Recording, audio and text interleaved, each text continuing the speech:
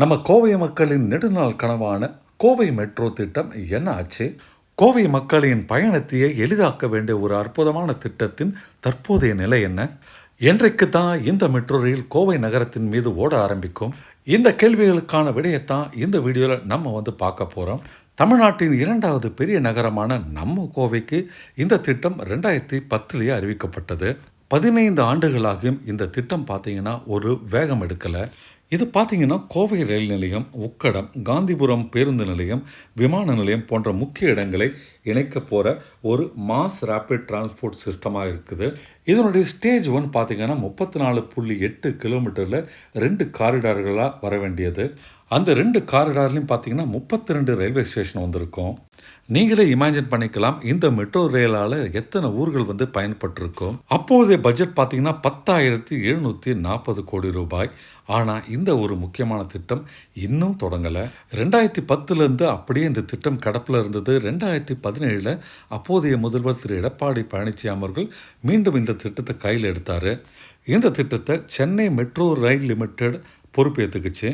2019 Sista rights அப்படின்ற ஒரு கூட்டமைப்பு 136 கிலோமீட்டருக்கு 5 காரிடாராக இந்த ஒரு மாஸ்டர் பிளானை மாற்றினாங்க.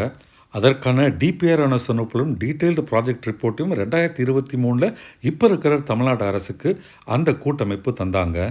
தமிழ்நாடு அரசு பிப்ரவரி 2024, அதாவது கிட்டத்தட்ட 1.5 வருஷத்துக்கு முன்னால் அந்த திட்டத்தை அங்கீகரித்து மத்திய அரசுக்கிட்ட கொடுத்தாங்க. ஆனால் அந்த திட்டம் இன்னும் மத்திய அரசுக்கிட்ட அப்ரூவலில் தான் இருக்குது. அதற்கான திட்ட ஒப்புதல் இதுவரைக்கும் மத்திய அரசுக்கிட்டேருந்து வரலை. இந்த திட்டம் இதுவரைக்கும் டேக் ஆஃப் ஆகாததுக்கு மொத்தமாக 4 காரணங்கள் இருக்குது. நம்பர் 1, நிர்வாக தாமதம். 2010 இந்த திட்டம் அறிவிக்கப்படுது. 2017 வரைக்கும் ஒன்றுமே நடக்கலை. 2017 அப்போதைய தமிழக முதல்வர் எடப்பாடி இதை கையில் எடுக்கிறாரு. அந்த அரசின் அறிவுறுத்தலின்படி சென்னை மெட்ரோ ரயில் லிமிடெட் நம்முடைய கோவை மெட்ரோ ரயில் ஆப்ரேஷன்ஸை கையில் எடுக்கிறாங்க. முதல்ல 2 காரிடாராக இருந்ததை 5 காரிடாராக அவங்க திட்டம் தீட்டி அதற்கான திட்ட வரைவை தமிழ்நாடு அரசுக்கு சப்மிட் பண்ணுறாங்க. 2024 தமிழ்நாடு அரசாங்கம் அந்த திட்ட வரைவை மத்திய அரசுக்கு சப்மிட் பண்ணுறாங்க. ஆனால் மத்திய அரசு அதற்கான ஒப்புதலை இது வரைக்கும் தரலை. இதுதாங்க நிர்வாக தரப்பாக நடக்கிற தாமதம். 2வது தாமதம் பார்த்திங்கன்னா நிதி பிரச்சனை. சென்னையில் இருக்கிற ஃபேஸ் 2 ப்ராஜெக்டுக்கு இப்போ தாங்க ஃபண்ட் அலோகேட் ஆச்சு.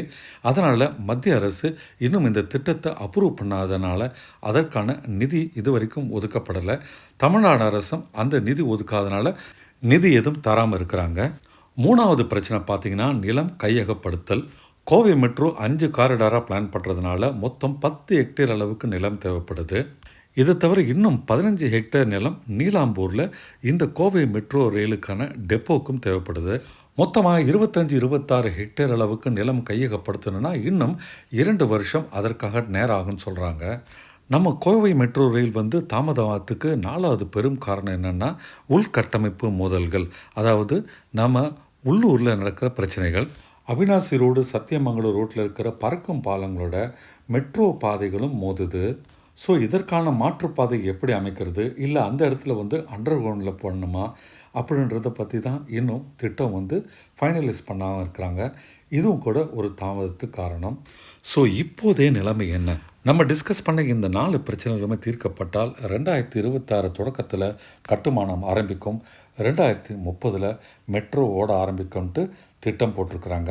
நம்முடைய எதிர்பார்ப்பு என்னென்னா 2030 இந்த திட்டம் முடிஞ்சு நம்முடைய கோயம்புத்தூரில் இருக்கிற டிராஃபிக் குறையணும், பயண நேரம் குறையணும், கோயம்புத்தூருடைய பொருளாதாரம் மேலும் மேலும் இன்னும் உயரணும், மக்கள் எல்லாம் ஒரு முனையிலிருந்து இன்னொரு முனைக்கு பயணம் பண்ணுறதுன்றது எளிதாகணும்.